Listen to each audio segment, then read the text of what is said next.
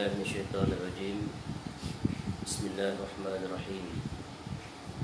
السلام عليكم ورحمة الله وبركاته. إن الحمد لله نحمده ونستعينه ونستغفره ونعوذ بالله من شرور أنفسنا ومن سيئات أعمالنا. من يهده الله فلا مضل له ومن يضلل فلا هادي له. أشهد أن لا إله إلا الله وحده لا شريك له وأشهد أن محمدا عبده ورسوله. يا أيها الذين آمنوا اتقوا الله حق تقاته ولا تموتن إلا وأنتم مسلمون. يا أيها الناس اتقوا ربكم الذي خلقكم من نفس واحدة وخلق منها زوجها وبث منهما رجالا كثيرا ونساء واتقوا الله الذي تساءلون به والأرحام إن الله كان عليكم رقيبا. يا أيها الذين آمنوا اتقوا الله وقولوا قولا سديدا يصلح لكم أعمالكم ويغفر لكم ذنوبكم ومن يطع الله ورسوله فقد فاز فوزا عظيما. أما بعد فإن أصدق الحديث كتاب الله وخير الهدي هدي محمد صلى الله عليه وسلم شر الأمور محدثاتها وكل محدثة بدعة وكل بدعة ضلالة وكل ضلالة في النار. اللهم إنا نسألك علما نافعا. Ya Allah, kami memohon kepada Engkau ilmu yang bermanfaat, rizqan thayyibah dan rezeki yang baik, wa amalan mutaqabbala dan amal yang diterima. Alhamdulillah, bersyukur kepada Allah SWT pagi ini dapat kembali kita menyambung majlis pembacaan hadis-hadis Nabi SAW yang diambil daripada Kitabul Arba'in fi Mabanil Islami wa Qawaidil Ahkam, atau yang lebih dikenali dengan Arba'in atau Arba'un An-Nawawiyah, yang disusun oleh Imam Abu Zakaria Yahya bin Sharaf rahimahullah, ya, atau lebih dikenali dengan Imam An-Nawawi rahimahullah, yang lahir pada tahun 631 Hijrah dan meninggal pada tahun 676 Hijrah. Dalam usianya sekitar 45 tahun, namun besar sekali jasa yang ditinggalkan oleh Imam An-Nawawi rahimahullah kepada kita, dengan banyaknya kitab-kitabnya yang kita ambil manfaat. Sungguh Arba'in An-Nawawiyah rahimahullah adalah merupakan salah satu kitab yang besar sekali faedahnya. Ya, apakah tidak, kerana ia memuatkan wasiat Nabi SAW dalam pelbagai jurusan yang berkaitan dengan agama kita. Yang barang siapa merenunginya, mentadaburinya, mempelajarinya, mengambil faedah daripadanya, sungguh itu akan memberikan kebaikan yang tak terhitung banyaknya kepada orang-orang yang mempelajarinya. Dan semoga kita termasuk di dalam mereka-mereka yang mempelajarinya untuk memahaminya dan mengambil faedah. Dan cukuplah dengan apa yang disebut oleh Nabi SAW, sebagaimana di Muqaddimah kitab ini, Imam An-Nawawi rahimahullah menyebutkan dengan mendatangkan satu hadis, iaitu barang siapa yang mendengar hafalnya, maka Allah akan menceriakan, membaguskan, mengindahkan wajah mereka-mereka yang mendengar, iaitu sabda Nabi SAW. Pagi ini kita akan memasuki hadis yang ke-11, Al-Hadithul Hadi Asyara, hadis yang ke-11. Sesudah kita mengambil faedah daripada hadis yang ke-10, iaitu yang berkaitan dengan perintah Allah Ta'ala, iaitu agar kita memakan makanan-makanan yang halal, baik, suci, bersih. Dan itu disampaikan oleh Nabi SAW dalam hadis yang ke-10, iaitu baik dan halal adalah perkara yang dituntut, dan betapa besarnya makanan atau sumber rezeki itu yang baik dan halal, sehingga dikaitkan dengan mustajabnya doa seseorang. Jadi di antara jalannya untuk doa kita sebagai ibadah diterima oleh Allah Ta'ala, maka hendaklah kita memastikan sumber rezeki kita itu, sama ada zatnya ataupun cara mendapatkannya atau cara melaksanakannya, maka hendaklah sesuai dengan apa yang telah ditetapkan oleh Allah Subhanahu wa Ta'ala. Baik, hadis yang ke-11 pula menjelaskan salah satu daripada kaedah yang penting, ya, kaedah-kaedah besar atau kaedah-kaedah pokok di dalam ya qawaid al-fiqhiyah ataupun disebut al-qawaidul kulliyah al-kubra, iaitu kaedah-kaedah penting ya yang besar, yang sangat ya diperlukan seseorang itu berhajat kepadanya sebagai ya salah satu kaedah untuk dia yang mengenal pasti sesuatu, untuk dia membuat pilihan, atau ketika mana dia menghadapi permasalahan-permasalahan, maka kaedah-kaedah ini akan memberi ya garis panduan dan pertolongan kepadanya dalam membuat sesuatu pilihan dan keputusan. Dan termasuk di antaranya adalah apa yang akan kita bicarakan diambil daripada hadis ini. Baik, seperti biasa kita akan membaca matan hadis, kemudian kita akan mengambil faedah-faedah secara ringkas. An Abi Muhammad Al-Hasan ibn Ali ibn Abi Talib Sibti Rasulullah sallallahu alaihi wasallam wa raihanatihi radhiyallahu anhuma qala hafiztu min Rasulillah sallallahu alaihi wasallam da' ma yuribuka ila ma la yuribuk. Rawahu Tirmizi wan Nasa'i wa qala Tirmizi haditsun hasanun sahih. Dari Abu Muhammad Al-Hasan bin Ali bin Abi Talib, cucu Rasulullah sallallahu alaihi wasallam dan kesayangannya, radhiyallahu anhuma, dia berkata, aku telah hafal dari Rasulullah sallallahu alaihi wasallam ya ucapan datuknya, yakni Nabi SAW. Apa yang diingati daripada Nabi SAW dan datuknya, iaitu tinggalkanlah ya da'ma, tinggalkan ma apa yuribuka, yang meragukan engkau, ila kepada ma apa la yang apa yang tidak yuribuk, yang tidak meragukan kamu. Tinggalkanlah apa yang meragukan kamu kepada apa yang tidak meragukan kamu. Ya.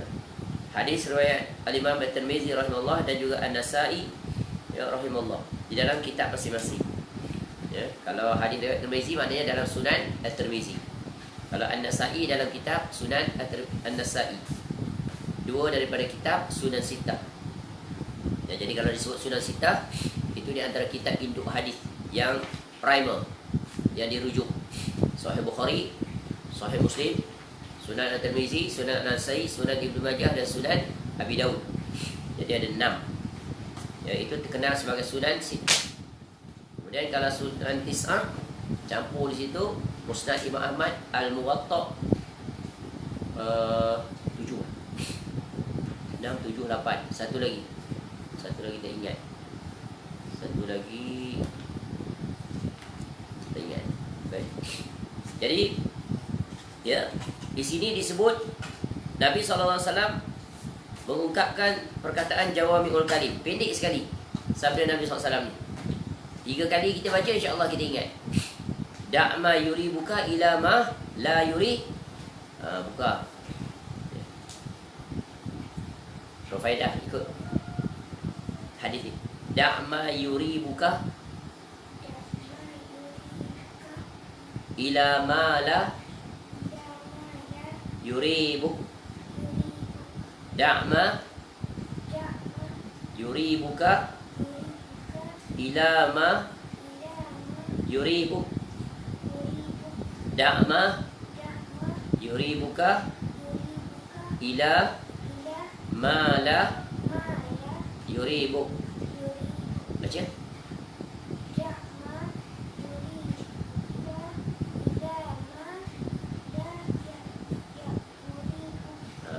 Baik. Nanti ingat. Ya. Jadi Nabi SAW memberikan pesan yang sangat pendek, ringkas, padat, syarat makna.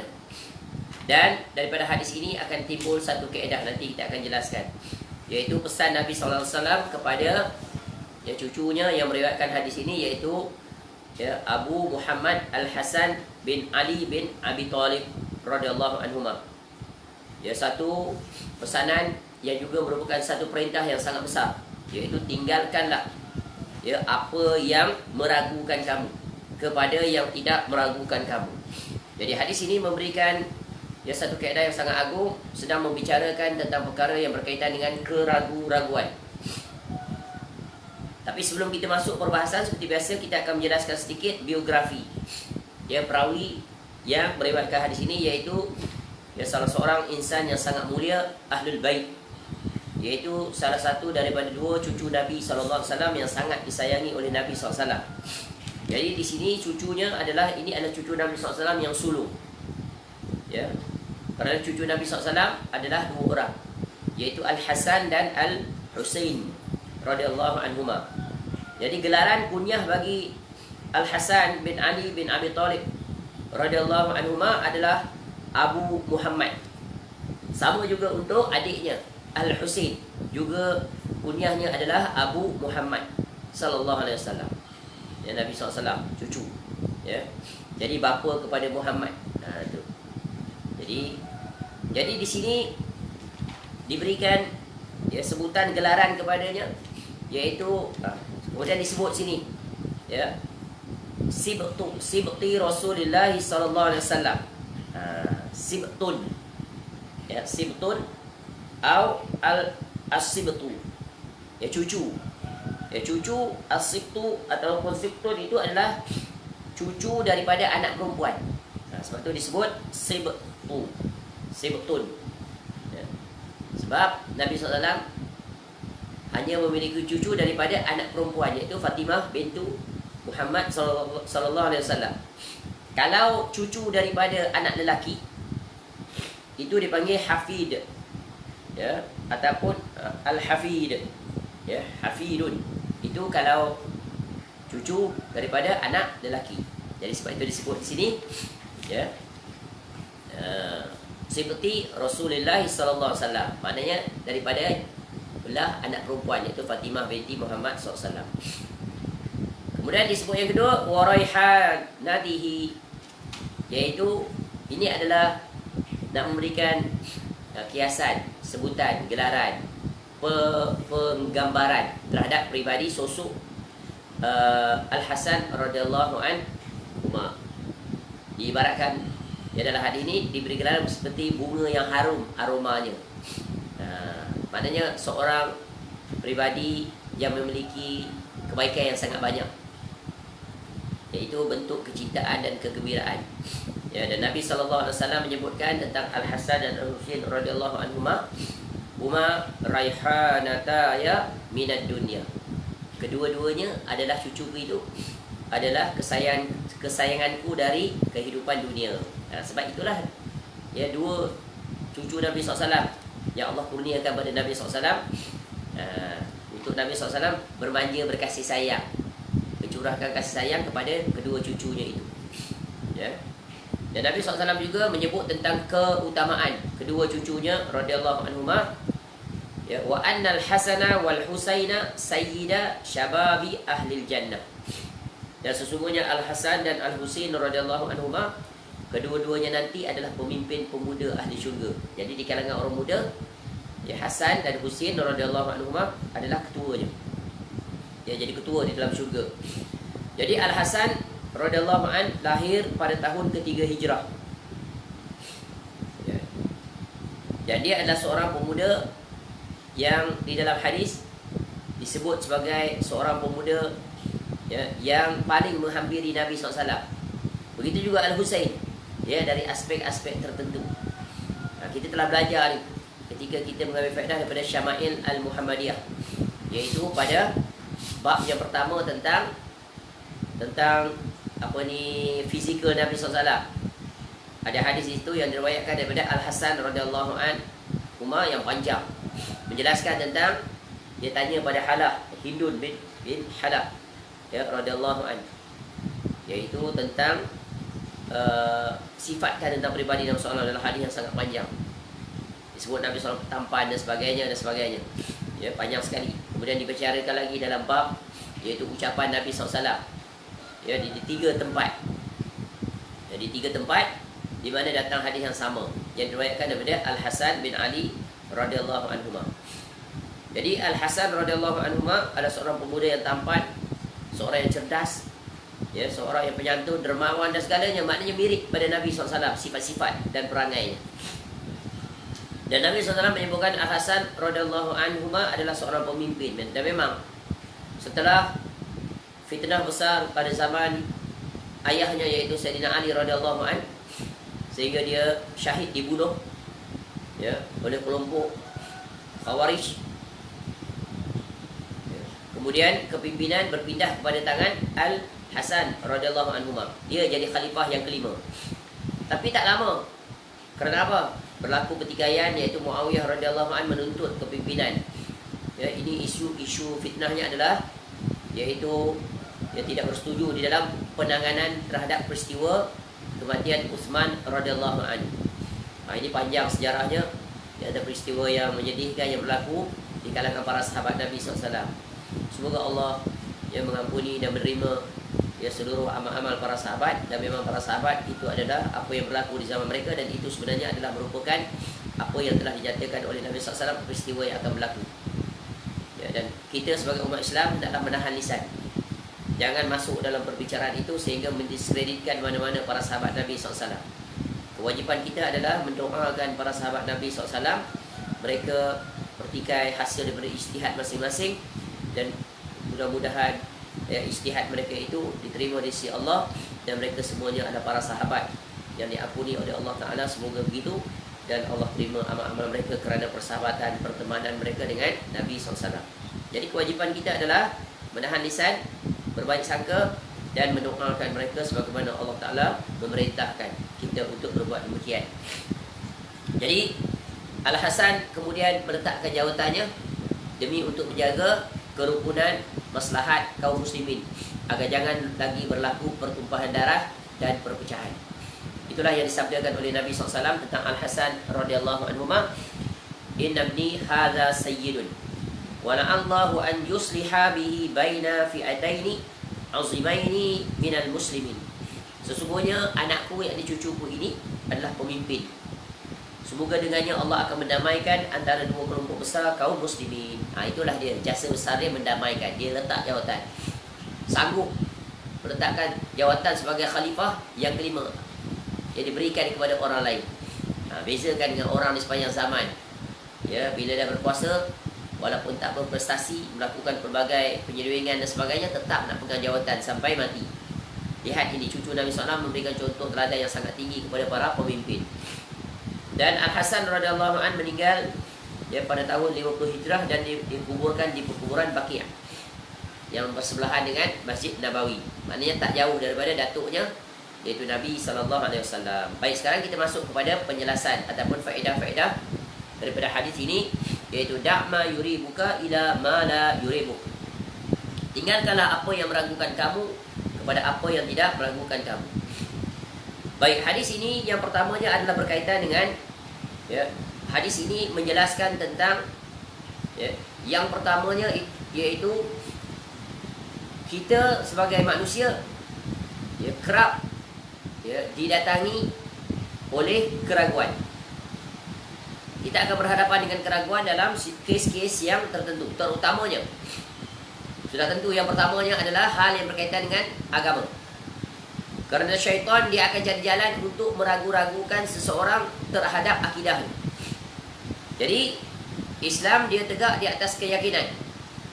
Dia tidak tegak di atas keraguan. Ya, dia tidak didatangi dengan keraguan dan kebatilan daripada mana-mana arah pun. Maka apabila seseorang menjadi muslim, maka hendaklah dia yakin. Wajib ada keyakinan, dan keyakinan adalah amalan hati. Dan hadis ini sangat berkairat dengan hadis yang keberapa? Yang ke-6. Innal halala bayyinun wa innal harama bayyinun wa bainahuma umurun ya, mushtabihatun la ya'lamuhun katsirun minan nas. Ya, dah jelas tu, kaedah tu. Ya. Jadi hadis ke-6 menjelaskan tentang prinsip.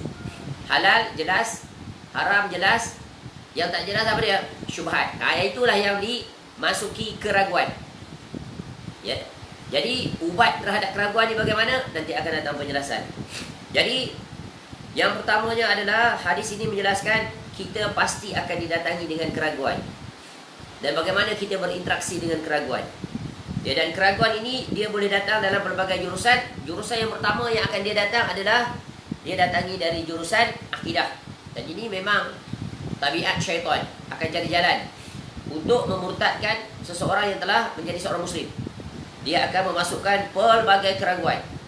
Sebab itu apabila seseorang beragama, dia tidak boleh sekali-kali ragu terhadap akidahnya. Akidah tidak boleh dimasuki oleh sebarang keraguan. Dia wajib yakin 100%. Ya. Contoh, apa saja yang dikhabarkan di dalam Al-Quran wajib dia imani. Apa saja yang dikhabarkan oleh Nabi SAW wajib dia imani dengan yakin, tanpa sebarang keraguan.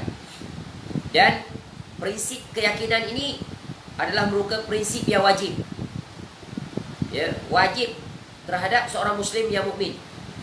Sebab itu keyakinan adalah merupakan salah satu syarat daripada diterimanya keimanan seseorang. Seseorang itu dia menjadi muslim dan dia beriman apabila dia telah menunaikan tuntutan kalimah syahadah. Ya, sebab itu di antara syarat terhadap penerimaan kalimah syahadatain, ya, sebagaimana yang disebut oleh para ulama, ya, terkandung di dalamnya 7 syarat. Apa syaratnya? Ya, yaitu yang pertama adalah syaratnya adalah al-ilmu. Yang kedua syaratnya adalah yakin. Nanti kita akan jelaskan. Yang ketiga syaratnya adalah al-ikhlas. Yang keempat syaratnya adalah jujur, as-sidq. Yang keempat syaratnya adalah cinta. Yang kelima al-mahabbah. Yang keenam syaratnya adalah al-inqiyad, patuh. Dan yang ketujuh adalah al-qabul. Ya. Jadi 7 syarat ini syarat pokok terhadap, ya, Islamnya, mukminnya seseorang, yaitu terhadap kalimah syahadatain la ilaha illallah Muhammad Rasulullah. Baik, yang berkaitan dengan tajuk hadis ini adalah al-yaqin. Lawannya adalah apa? Asyak. Nanti kita akan jelaskan dalam ilmu fiqh, dijelaskan tentang tingkatan-tingkatan ilmu. Baik. Jadi yakin adalah satu perkara yang wajib. Tak boleh didatangi keraguan. Jika datang, wajib ditolak, dibenteras. Ya, kerana Allah Ta'ala berfirman dalam surah Al-Hujurat ayat 15. Innamal mu'minuna alladhina amanu billahi wa rasulihi thumma lam yartabu wajahadu bi amwalihim wa anfusihim fi sabilillah ulaika humus shadiqun. Ya, sesungguhnya orang-orang yang beriman itu ialah apabila, ya, hanyalah orang-orang yang beriman kepada Allah dan Rasulnya. Sesungguhnya orang yang beriman itu adalah, ya, mereka, iaitu orang-orang yang beriman kepada Allah dan Rasulnya, kemudian mereka tidak ragu-ragu. Itu tidak ada ragu-ragu. Summa lam yartabu. Ya, bila tak ragu apa saja perintah Allah, mereka pasti akan sami'na wa ata'na. Dan mereka berjihad dengan harta dan jiwa mereka di jalan Allah. Mereka itulah orang yang benar. Jadi orang yang benar adalah orang yang yakin. Sebab ragu lawannya yakin. Dan duanya amalan hati. Begitu juga dalam hadis Nabi SAW, Nabi sebut, ya la yalqallahu bihima abdun ghairu syakin fihima fayuhjaba anil jannah. Tidaklah seorang hamba yang berjumpa dengan Allah, ya, berjumpa Allah dengan 2 kalimah syahadah ini, syahadatain tadi, sementara itu dia sama sekali tidak ragu terhadap keduanya, maka dia akan, ya, sama sekali tidak ragu terhadap keduanya, akan terhalang dari syurga. Maknanya apa? Tidak akan ada halangan baginya untuk masuk syurga. Ya. Jadi jangan sekali-kali ada keraguan. Jadi keraguan adalah musuh kepada keyakinan. Ya. Baik. Kemudian, ya, jadi keraguan hendaklah dihilangkan dan dihindarkan dari sudut banyak. Ya. Dari sudut akidah, yang maknanya kepercayaan, ya, dari sudut ibadah, kita banyak didatangi dengan berbagai keraguan-keraguan. Ya, contoh penerapannya, ya, keraguan dalam keadaan kita mendirikan solat, ya, tiba-tiba kita tak pasti, ya, kita ni dah 4 rakaat ke 3, 4 ke 3. Itu kan keraguan. Biasa kan berlaku. Ataupun sedang kita mendirikan solat, kita ragu, tadi ni dah wuduk ke belum? Dah berwuduk ke belum?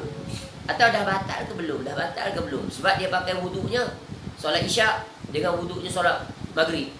Di antara senggang waktu tu dia tak pasti. Ya. Dah batal ke tidak? Dah batal ke tidak? Itu contoh-contoh keraguan.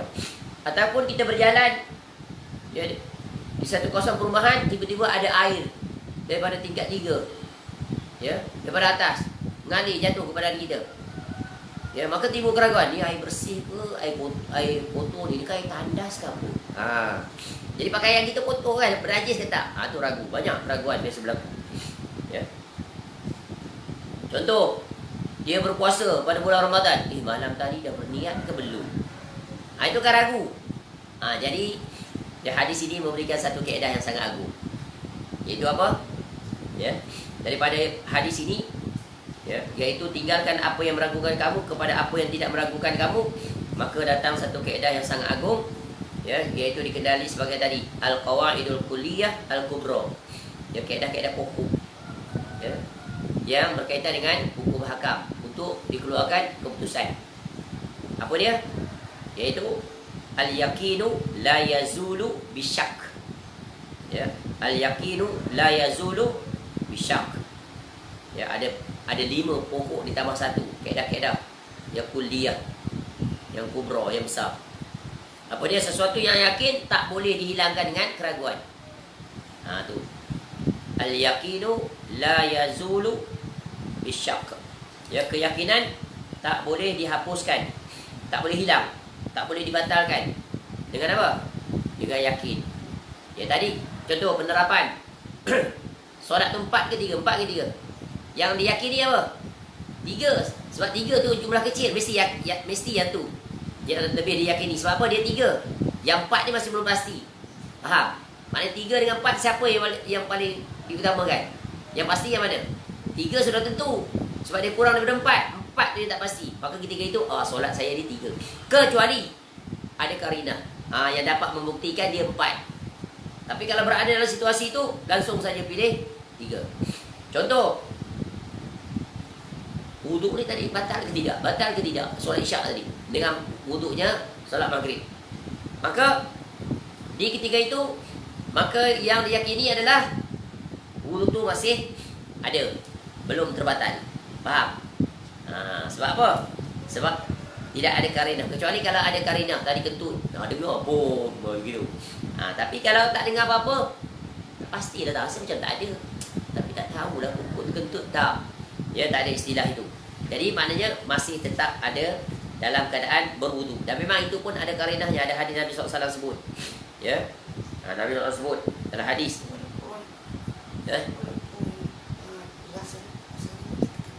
Tapi Nabi SAW bagi kaedah. Ya, kalau dia dengar suara atau mencium bau. Kalau tak ada dua-dua tu, barangkali bunyi itu cerut dalam perut dia. Dia tahan kan? Tahan kentut. Kadang-kadang perut kita yang berbunyi cerut-cerut, tahan. Ya. Sebab Nabi SAW sebut, ya, bahawasanya ada seorang mengadu pada Nabi SAW bahawa dia merasa seakan-akan dia kentut, buang angin. Tu ar-rajulu allazi yukhayyalu ilaihi annahu yajidu syai' fi shalah. Faqala la yanqatir aw la yansarif hatta yasma'a sautan aw yajida riha. Kamu dapat. Nabi SAW kata apa?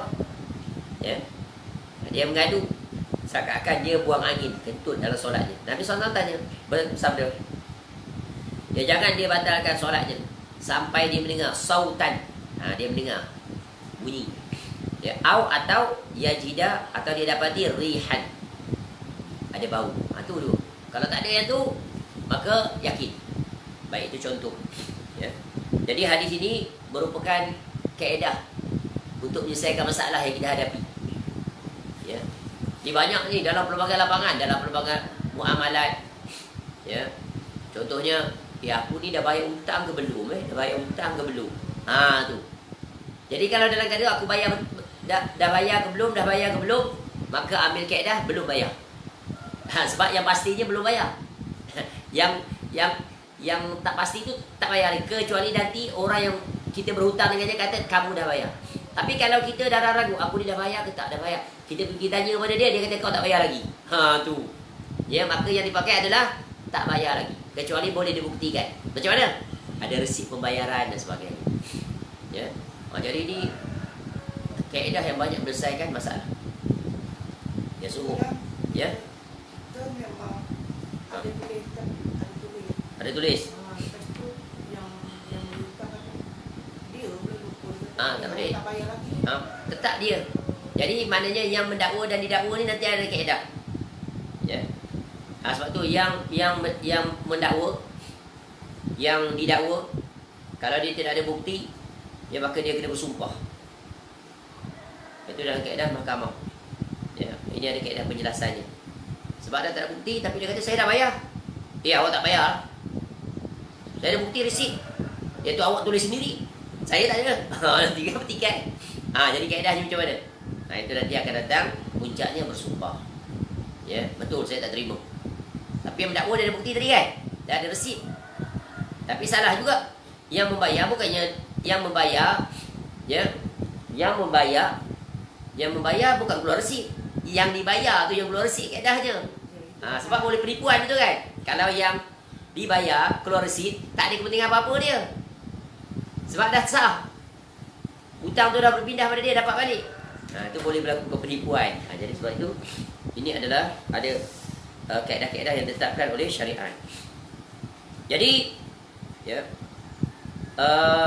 aplikasi kaedah iaitu yang diambil daripada hadis ini, ya, sebagaimana para ulama buat kaedah, iaitu al-yaqinu la yazulu bisyak.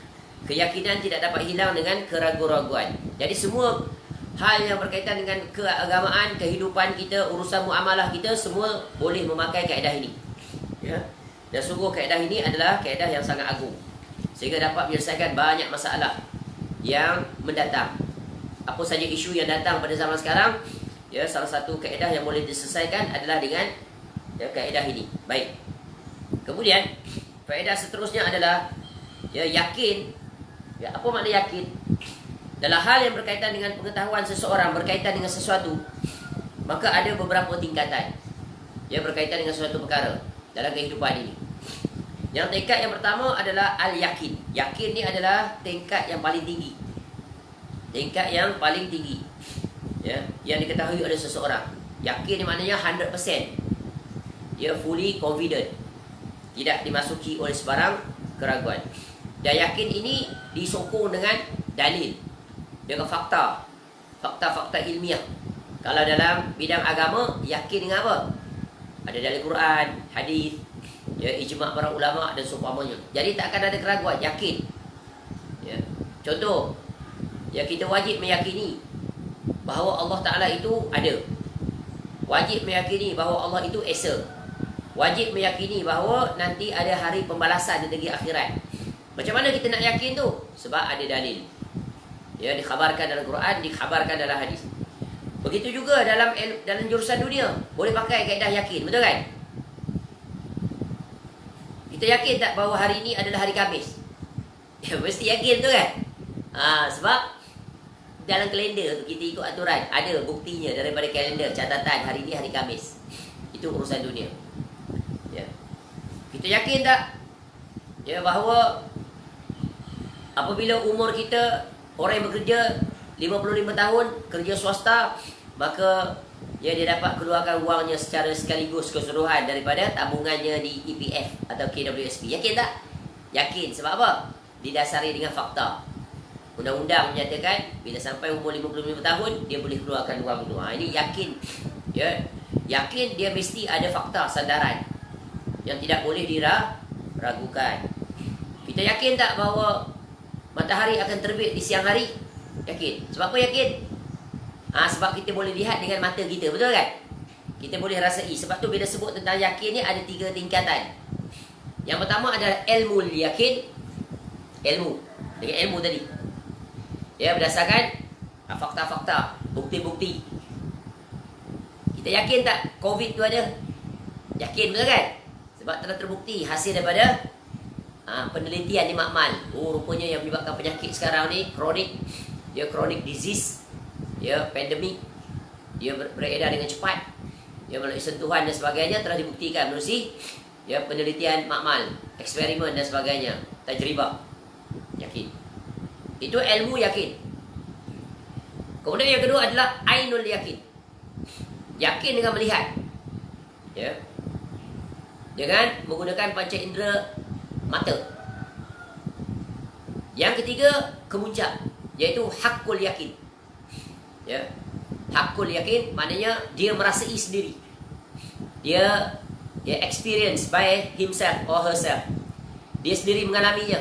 Contoh, orang dari segi ilmu, orang memberitahukan kepada kita bahawa, contohnya lah, kita orang Malaysia, orang Asia, dia menceritakan kita tentang sejenis buah yang tak pernah kita lihat.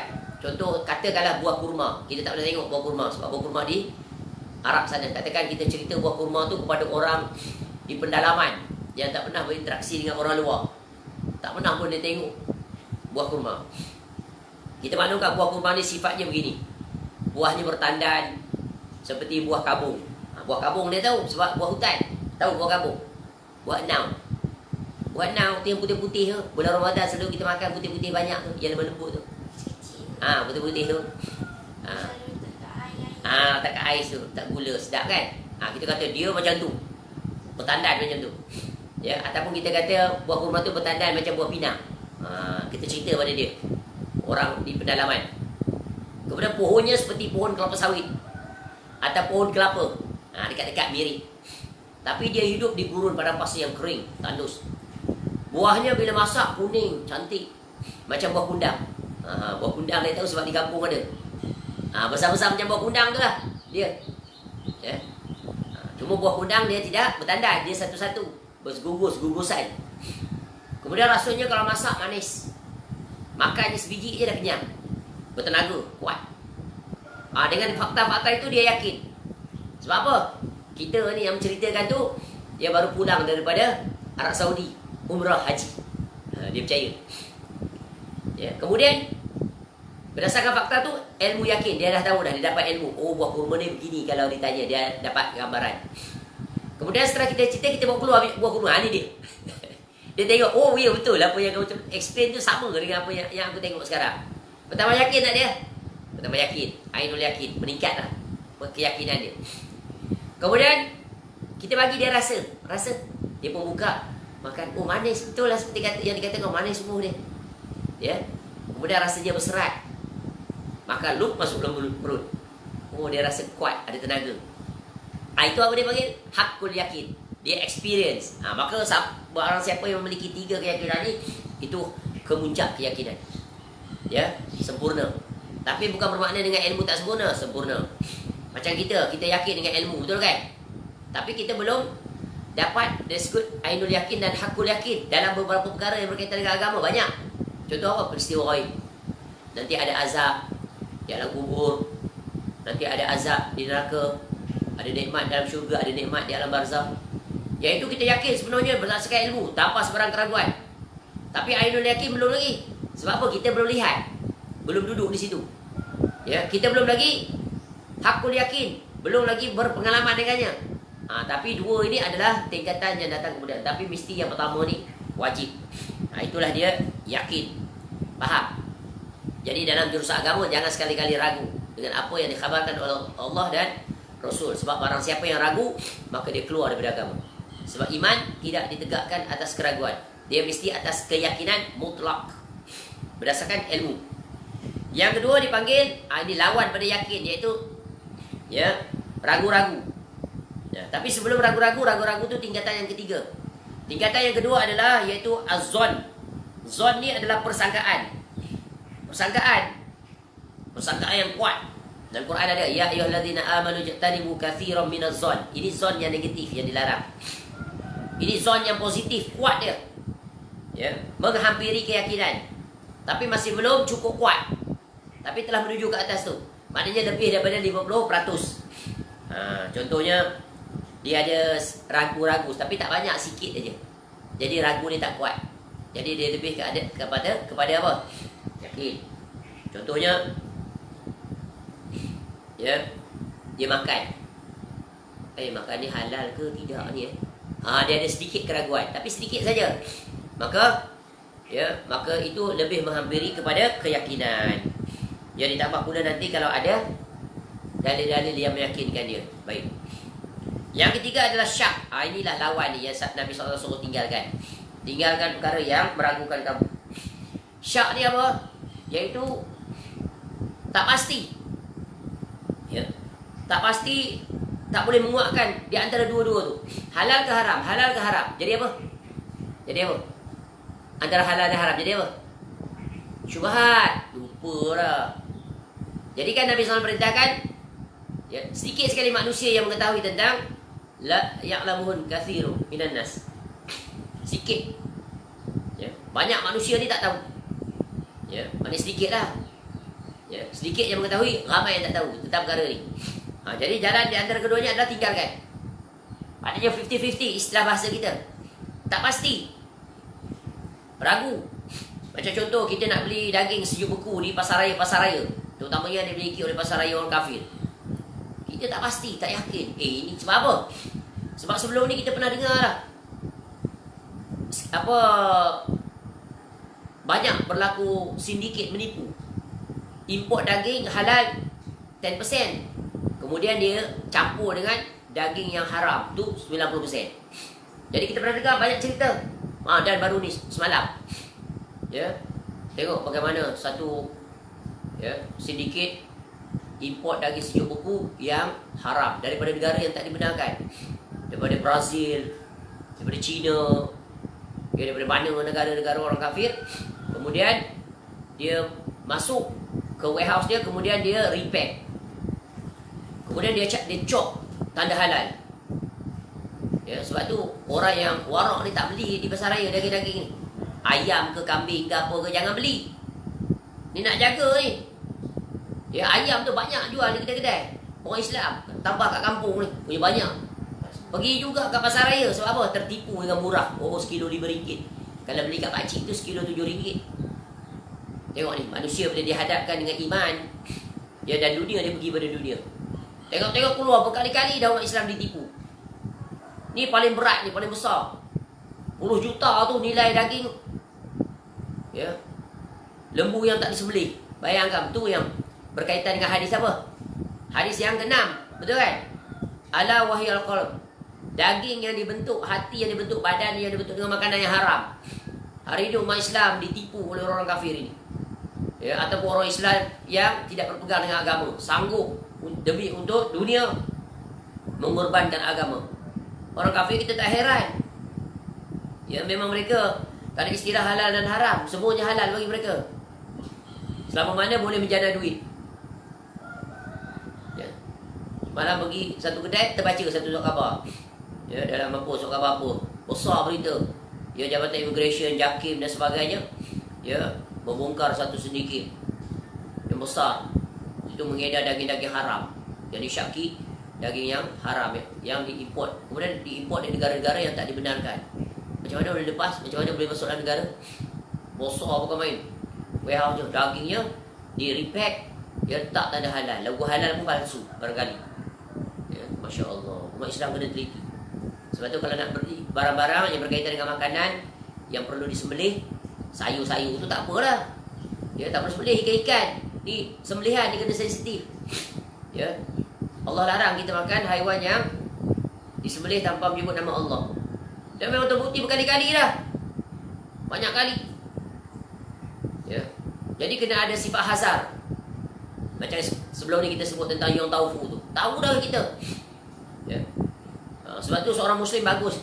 Mana-mana makanan yang diragukan oleh orang Islam, dia beritahu kat depan dia tu, kat kedai dia, supaya hilangkan keraguan. Ya. Elakkan syubhat, kata, okey, sumber makanan ni, yang taufu yang saya beli ni semua daripada pengeluar Islam. Tu dah menjadi fardu kifayah bagi dia untuk isytiharkan. Sebab apa? Yang taufu tu dominasinya adalah daripada pengeluar-pengeluar orang kafir. Yang mereka buat tentunya tidak akan ada istilah halal dan haram. Kecuali memang syarikat itu adalah syarikat yang memang mengikut standard. Ada segi halal, ada kilangnya, hygiene. Tapi kebanyakannya, kalau kita tinggal di Kelang ni kita tahu sangat. Banyak sekali kedai-kedai haram di belakang rumah. Jadi produk-produk tu datang dari rumah dia, daripada kedai dia. Ya, kalau kita pergi ke kawasan Kelang Utama dan sebagainya, banyak kedai-kedai seperti itu. Dan salah satu tempatnya barangkali itulah tempat pembikinan Yong Tau Fu itu. Sebab bila kita pergi pasar kita tahu yang jual tu logo-logo cok-cok betul di sini apa semua. Logo halal tak ada. Kalau ada pun halam lam alif. Ya. Jadi elemen babi itu pasti akan ada di situ. Sebab kita dah sebut dah, babi ni dalam apa bidang pun dia masuk. Dan dia menjimatkan sebab babi ni produktif. Ya.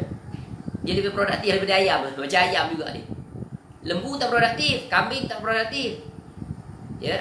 Lembu setahun sekali ya beranak seekor. Betul kan? Kambing kalau banyak 2-3 ekor.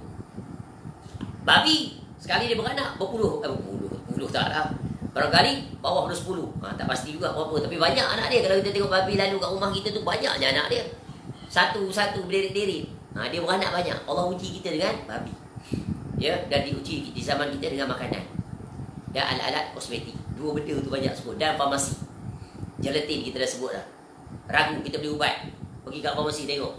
Tanah halal tak ada pun. Oh ada cik ni satu sertifikat.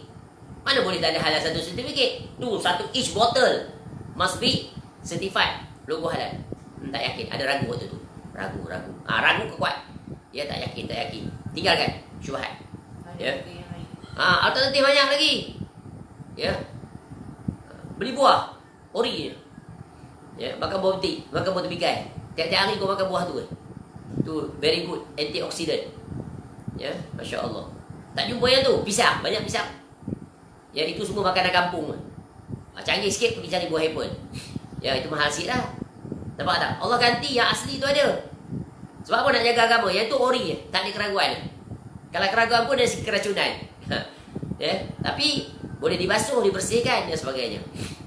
Tu asyak ni bahaya, syak ni ragu. Dia tinggalkan. Kemudian al-waham. Waham ni adalah tingkatan yang keempat, persangkaan yang lemah, waham. Ya. Dia lebih lemah daripada az-zon. Ya, waham. Jadi persangkaan, sangka-sangka yang lemah waham, maka dia tinggalkan. Kemudian ya, yang keempat dia waham ni boleh juga membawa kepada apa? Jahil. Ya, al-jahlu. Jahil ni maknanya ya, bodoh, tidak tahu. Dan jahil tu pula para ulama bagi sekurang-kurangnya pada dua. Ya, al-jahil basit, jahil kebodohan yang ringan. Iaitu tidak tahu. Ya, nama dia tahu, diri dia tak tahu. Tu orang yang bodoh tahu keadaan diri. Tapi yang parahnya adalah jahil murakkab. Al-jahlu murakkab. Orang kata jahil yang bertingkat-tingkat, bertindak-tindak. Ya, bahasa kita. Iaitu dia tak tahu. Dia bodoh tentang sesuatu tapi tak mengaku dia tak tahu. Yang parahnya dia tahu. Buat-buat tahu. Padahal dia bodoh. Seperti orang nak bercakap atas agama tanpa ilmu. Tu jahil murakkab. Dia tak tahu dia nak bahas. Dia tak tahu dia nak masuk campur. Bukan bidang dia, dia sibuk nak masuk. Tu jahil murakkab nama dia. Ya, jadi ini adalah hal yang berkaitan dengan ya dalam fiqh dibahaskan secara terperinci. Ya, maka mereka mengeluarkan kaedah al-yaqinu la yazulu bisyakkin. Sungguh kaedah ini sangat agung.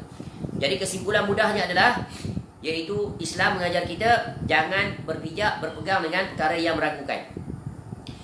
Terutamanya perkara syubhat. Perkara yang contoh dalam agama. Ada dah yang pasti, ni tak pasti. Contoh, pertemuan di antara tauhid dan syirik. Jelas tak tauhid? Jelas. Hanya minta pada Allah. Yang diperdebatkan apa? Yang ragu-ragu, minta atas perantaraan dengan orang-orang yang telah mati atau orang yang soleh. Dia ragu ni.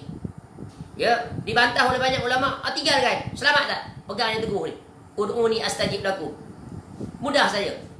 Ataupun berlaku pertentangan di antara sunnah. Sunnah yakin dah. Pasti sunnah ni. Ni amalan sunnah ni. Nabi SAW ajar kita zikir lepas solat subuh ni. Ya. Zikir pagi ni lepas solat azhar macam mana? Ya. Nabi SAW ajar kita nak berselawat pada Nabi SAW dengan lafaz-lafaz seperti ini. Lengkap. Selawat Ibrahimiyah ada. Selawat yang paling pendek, Allahumma salli wa sallim ala nabiyyina Muhammad ada. Sallallahu alaihi wasallam ada. Ni selawat yang direka, ditulis oleh orang. Ni apa ni? Bid'ah. Ya. Dia tak rasa cukup dengan selawat Nabi SAW yang dah ada banyak tak terhitung. Dia pergi buat pula reka-reka.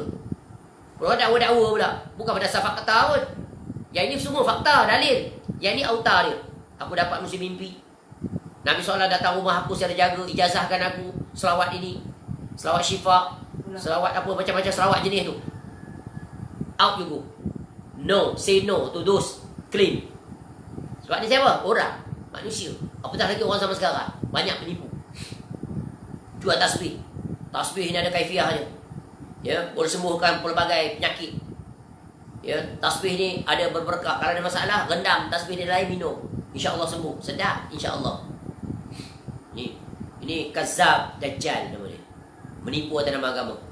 Dia nak berniaga, nak jual tasbih dia. Berapa satu tasbih? 400, 500. Ni kebodohan di atas kebodohan. Tapi orang yang telah tertipu ni, orang bodoh ni, orang jahil ni, beli dia. Sebab apa? Tok Syekh dia jual. Sebab apa? Ada fadilat. Pada kau beli 400, 500 tasbih tu, baik kau beli tafsir. Kitab tafsir Al-Aisar ke, kitab tafsir As-Sa'di ke, kitab tafsir Al-Azhar ke. Mengangkat kebodohan kamu tu. Betapa banyak manusia dibodohkan oleh ahli agama yang juga bodoh. Dia bahasa kasar. Memang Nabi SAW ajar begitu.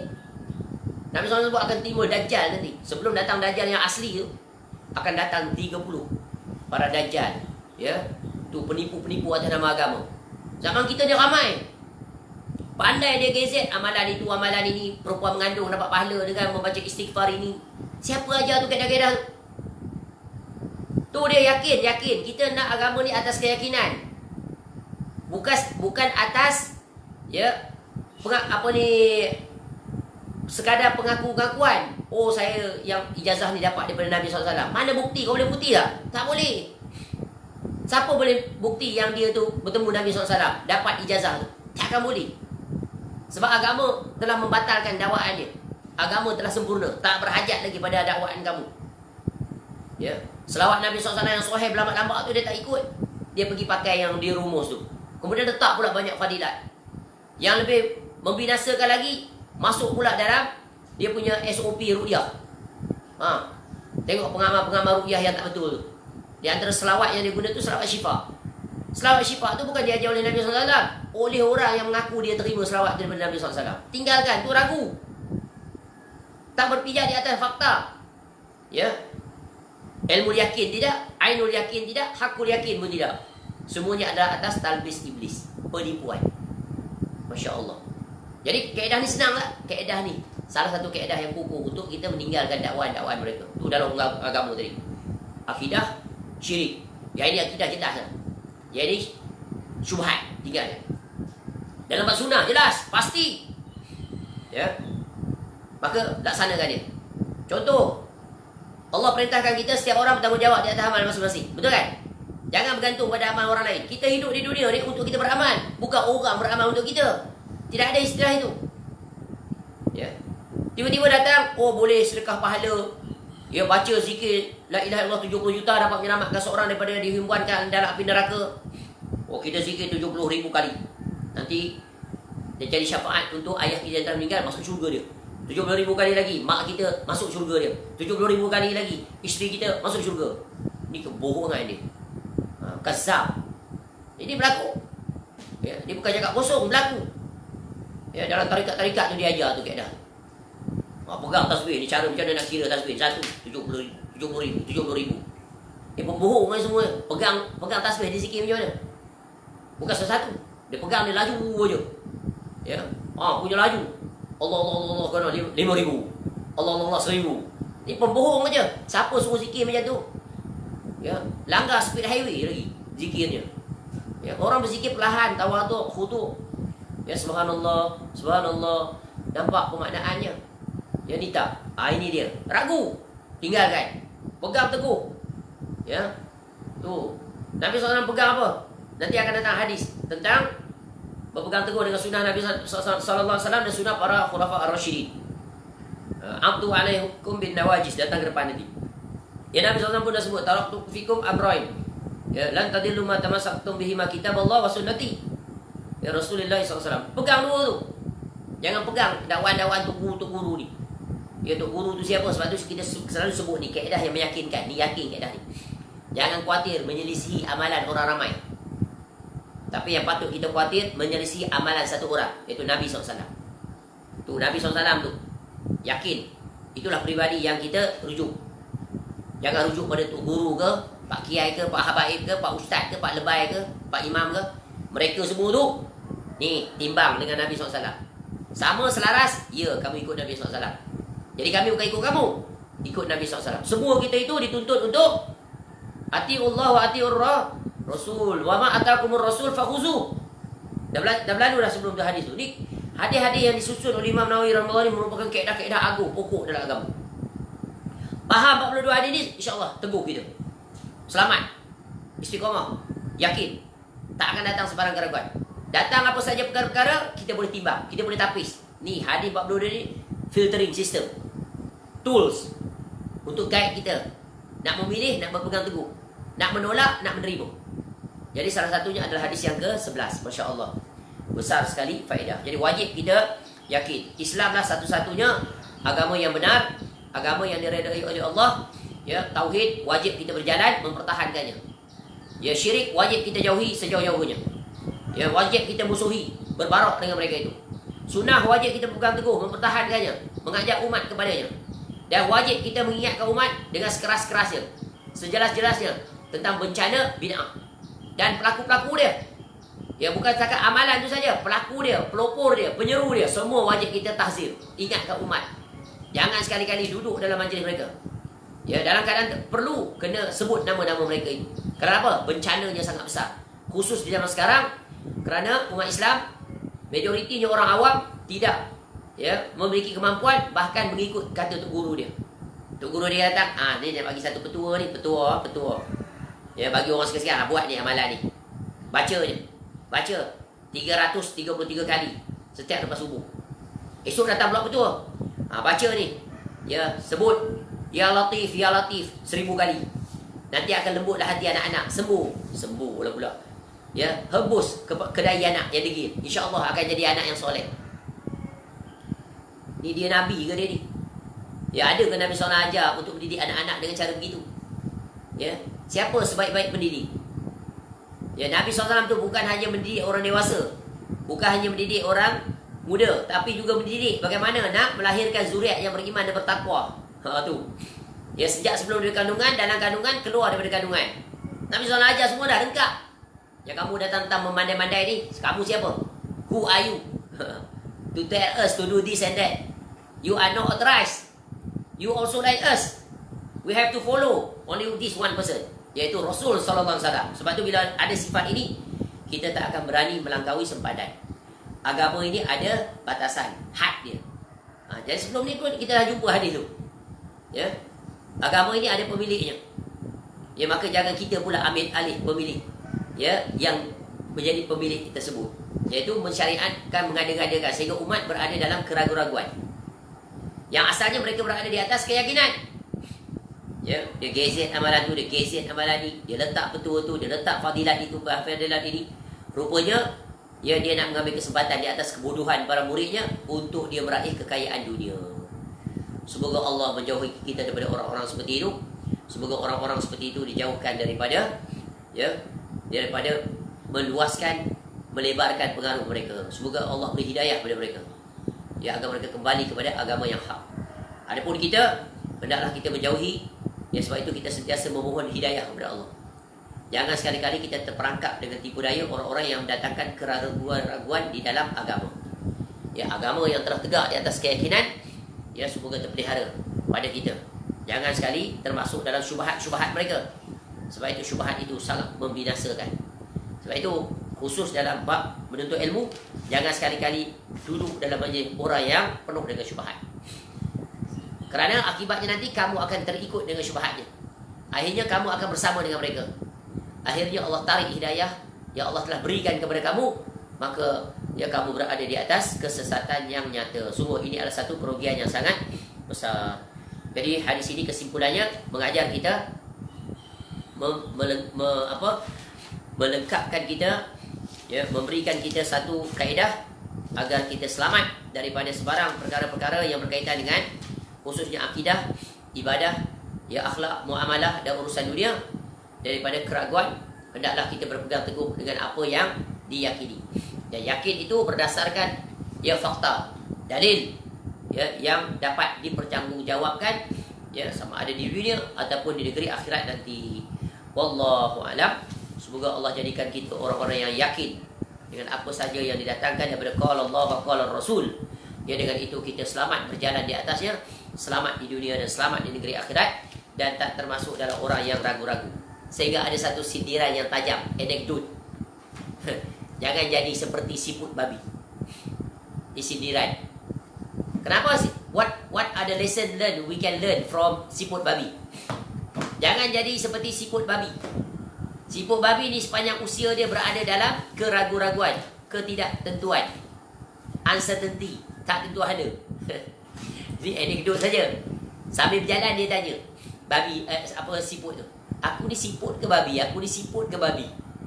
Akhirnya dapat nama siput babi. Padahal tak ada rupa babi pun pada dia. Yang ada siput, tapi dia ragu. Siput ke babi? Siput ke babi? Akhirnya nama siput babi. Cuba tanya, kenapa siput dinamakan siput babi Wallahu a'lam. Itu adalah anekdot. Jangan jadi seperti siput babi yang tak pasti tentang jati dirinya. Jadi hidup ini tegak di atas al-yakin. Baik. Mudah-mudahan bermanfaat. InsyaAllah banyak umur. Malam nanti kita akan sambung hadis yang ke-12. Ini juga merupakan kaedah. Meninggalkan apa-apa yang tidak bermanfaat. Ini pun hadis yang sangat ringkas. Jawami'ul kalim. Min husnil islami al-mar'i tarkuhu ma la ya'ni. 3 kali baca insya-Allah hafal terus. Hadis tadi hafal dah? Profesor. Da'ma yuribuka ila ma la yuribu. Wallahu a'lam. Mudah-mudahan bermanfaat. Semoga Allah jadikan hadis ini sebagai satu kaedah yang kita pegang teguh dengannya. Tinggalkan keraguan, pegang teguh dengan yakin. Ya. Pegang teguh dengan Al-Quran, As-Sunnah di atas pemahaman para salafus saleh, dan tidak sekali-kali menoleh pada selain daripada itu. Maka itulah dia al-yakinul haq, yakin yang benar. Wallahu a'lam. Segala kebaikan semuanya kembali pada Allah. Wa ma bikum min ni'matin fa min Allah. Kekurangan, kesilapan, semoga Allah memperbaiki dan mengampuni dosa-dosa kita. Semoga Allah menghimpunkan kita nanti di negeri akhirat bersama dengan Al-Imam An-Nawawi rahimahullah. Kita dapat bersama dengan Nabi sallallahu alaihi wasallam di dalam surga yang sama, yaitu surga Firdaus ma'al ladzina an'amta 'alaihim minan nabiyyin was-siddiqin wasyuhada'i was-salihin wa hasuna ulaika rafiqa. Wallahu a'lam. Subhanakallahumma wa bihamdika asyhadu an la ilaha illa anta astaghfiruka wa atubu ilaik. Wa sallallahu ala nabiyyina Muhammad wa ala alihi washabbihi wasallam. Wa akhiru da'wana alhamdulillahi rabbil alamin. Assalamualaikum warahmatullahi wabarakatuh.